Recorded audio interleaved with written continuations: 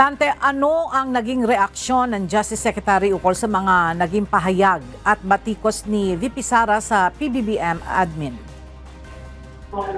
Magandang tanghali. Ela, sa ambush interview kay Department of Justice o DOJ Secretary Crispin Remulla ngayong umaga, binigyang diin ang kalihim na very disturbing Ela, ulubhang nakababahala ang pahayag ni Vice President Sara Duterte. Kamakailan ay nagbanta ang pangalawang Pangulo na ipahukay niya ang mga labi ng ama ni Pangulong Ferdinand Marcos Jr.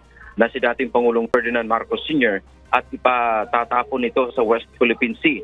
Ayon kay Remulla, hindi nararapat para sa ikalawang pinakamataas na opisyal ng bansa na maglabas ng ganong pahayag o saloobin.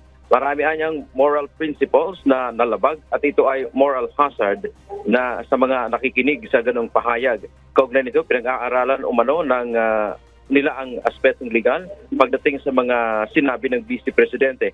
Una nang sinabi ni Remulla na labag sa revised penal code ang ginawa ng pangalawang Pangulo. Yan man ang ating update mula dito sa Maynila. Balik sa iyo, Ella.